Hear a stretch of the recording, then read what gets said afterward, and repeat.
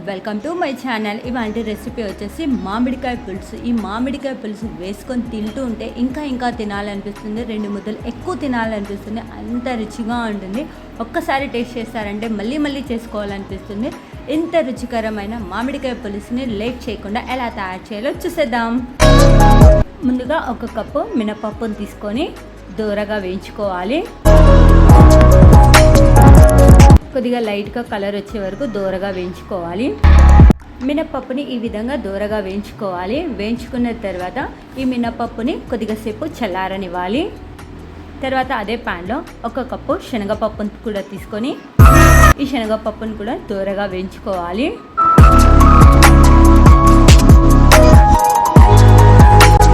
శనగపప్పును కూడా ఈ విధంగా దూరగా వేయించుకోవాలి. వేయించుకుని ఈ శనగపప్పుని కొద్దిగా సేపు చల్లారనివ్వాలి. చల్లారిన తర్వాత మిక్సీ జార్లో ముందుగా వేయించి పెట్టుకున్న మినపప్పుని మెత్తగా గ్రైండ్ చేసుకోవాలి. పలుకులు లేకుండా మెత్తగా గ్రైండ్ చేసుకోవాలి.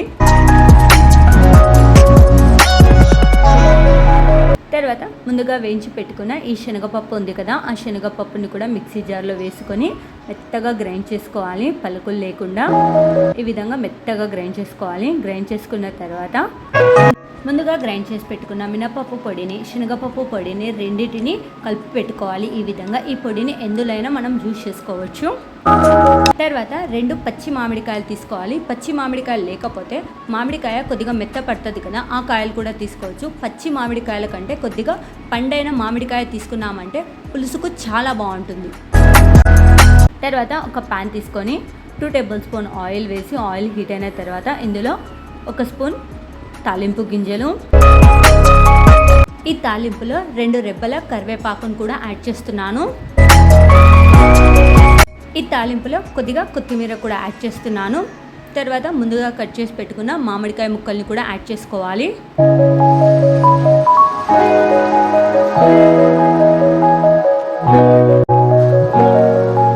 మొత్తాన్ని ఒకసారి బాగా కలుపుకోవాలి.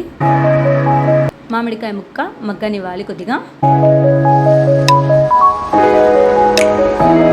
ఈ మామిడికాయ ముక్కలు అడుగంటకుండా మధ్యలో ఇలా కలుపుతూ ఉండాలి. అలానే పెట్టామంటే మాడిపోతాయి, కింద అడుగంటిపోతాయి.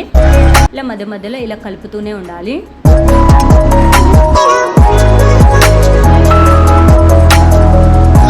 ఈ మామిడికాయ ముక్కల్లో 1 కప్పు వాటర్ వేసి ఉడికించుకోవాలి. మామిడికాయ మెత్తపడే వరకు ఉడికించుకోవాలి.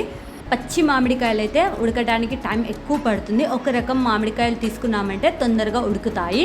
ఒకవేళ మామిడికాయ ముక్కలు పుల్లగా ఉంటే చింతపండు అవసరం లేదు. కొద్దిగా తక్కువ పులుపు అనిపిస్తే కొద్దిగా చింతపండు యాడ్ చేసుకోవాలి. నేనైతే కొద్దిగా చింతపండు యాడ్ చేసి మొత్తాన్ని బాగా మిక్స్ చేసుకోవాలి. మామిడికాయ ముక్క ఈ విధంగా మధ్య రకంగా కొద్దిగా ఉడికిన తర్వాత ఇందులో 2 పెద్ద సైజు ఆనియన్స్ తీసుకొని పొడుగా కట్ చేసుకున్న వాటిని ఇందులో యాడ్ చేస్తున్నాను. తర్వాత ఇందులో 2 ఎర్రని టమాటాలని తీసుకొని చిన్న స్లైసెస్గా కట్ చేసుకొని వాటిని కూడా ఇందులో యాడ్ చేస్తున్నాను. టమాటా ముక్కల్ని మొత్తాన్ని బాగా మగ్గించుకోవాలి. టమాటా, ఉల్లిగడ్డ, మామిడికాయ ముక్క మెత్తపడే వరకు హీట్ చేసుకోవాలి. ఈ మామిడికాయ ముక్కల్లో నీరు కొద్దిగా తక్కువైంది కాబట్టి కొద్దిగా నీళ్ళు యాడ్ చేస్తున్నాను. ఈ మామిడికాయ పులుసుని మధ్యలో ఈ విధంగా కలుపుతూనే ఉండాలి. ఈ మామిడికాయ పులుసు కింద అడుగంటుకోకుండా చూసుకోవాలి. ఈ పులుసు కొద్దిగా ఉడికిన తర్వాత ఇందులో చిటికెడు పసుపు యాడ్ చేసుకోవాలి. కొద్దిగా బెల్లం యాడ్ చేస్తున్నాను, రుచిగా ఉంటుందని చెప్పేసి. 1 స్పూన్ కారం, స్పైసీగా కావాలంటే ఇంకొద్దిగా యాడ్ చేసుకోండి. 1 స్పూన్ ఉప్పు యాడ్ చేసుకోవాలి. చిటికెడు మునగాకు పొడి యాడ్ చేస్తున్నాను. యాడ్ చేసి మొత్తాన్ని బాగా కలుపుకోవాలి. కలుపుకొని కొద్దిగా మగ్గనివ్వాలి. ఉల్లిగడ్డ టమాటా మగ్గే లోపల ముందుగా మనం గ్రైండ్ చేసి పెట్టుకున్న శనగపప్పు మినపప్పు పొడి ఉంది కదా, ఆ పొడిని 1 కప్పులో 1.5 స్పూన్ యాడ్ చేస్తున్నాను. పొడిని ఇందులో 1/2 కప్పు దాకా వాటర్ యాడ్ చేసుకొని స్పూన్తో ఉంటలు లేకుండా బాగా కలుపుకోవాలి. ఉంటలు అస్సలు ఉండకూడదు. ఈ విధంగా చిక్కగా కలుపుకోవాలి. వీడియోలో నేను చూపించిన విధంగా ఈ విధంగా కలుపుకోవాలి.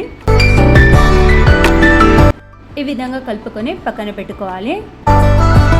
టమాటా, ఉల్లిగడ్డ, మామిడికాయ ముక్క బాగా మెత్తబడిన తర్వాత మనం కలిపి పెట్టుకున్న ఈ పొడి నీళ్ళు ఉన్నాయి కదా, ఈ పొడి నీళ్ళని పులుసులో వేసుకొని మొత్తాన్ని బాగా కలుపుకోవాలి. ఈ మామిడికాయ పులుసు మరీ చిక్కగా అనిపించింది అనుకోండి, కొద్దిగా నీళ్ళని కూడా యాడ్ చేసుకోవచ్చు. నేనైతే ఇంకొద్దిగా నీళ్ళని యాడ్ చేస్తున్నాను. నీళ్ళు వేసిన తర్వాత మళ్ళీ మొత్తాన్ని ఒకసారి బాగా కలుపుకోవాలి. కలిపిన తర్వాత ఈ పులుసుని ఒక 5-10 నిమిషాల పాటు హీట్ చేసుకోవాలి. ఈ విధంగా సరిపోతుంది. కొద్దిగా జోరుగా కావాలంటే నేను కొద్దిగా చిక్కగా ఉడకాలని చెప్పేసి ఇంకొద్దిగా సేపు ఉడికించుకుంటున్నాను. ఈ మామిడికాయ పులుసు కొద్దిగా జోరు కావాలనుకుంటే ఈ విధంగా ఉడికించుకున్నా చాలు. నాకు ఇంకొద్దిగా గట్టిగా కావాలి కాబట్టి నేను ఇంకొద్దిగా సేపు ఈ మామిడికాయ పులుసుని హీట్ చేసుకుంటున్నాను. మామిడికాయ పులుసు కొద్దిగా చిక్కగా కావాలంటే ఈ విధంగా ఉడికించుకోవాలి. ఇంకా మామిడికాయ పులుసు తయారైపోయింది. ఈ మామిడికాయ పులుసుని చూస్తుంటేనే ఎప్పుడెప్పుడు తినేద్దామా అనిపిస్తుంది. రుచి అయితే చాలా బాగుంది. తింటుంటే ఇంకా తినాలనిపిస్తుంది. టేస్ట్ అయితే అదిరింది. మళ్ళీ చేసుకోవాలనిపిస్తుంది. ఈ మామిడికాయ పులుసుని, ఇంత రుచికరమైన మామిడికాయ పులుసుని తప్పకుండా మీరు కూడా ట్రై చేయండి. Thank you for watching my channel.